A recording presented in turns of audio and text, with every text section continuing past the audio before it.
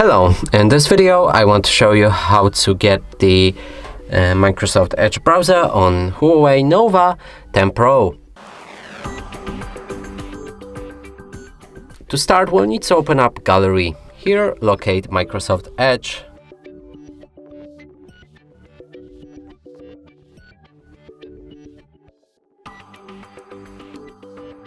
Select it, install it.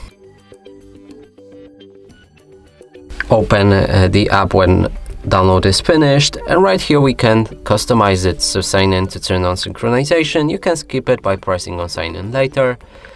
Allow or disallow data sharing preferences and move on. Set Microsoft Edge as a default browser.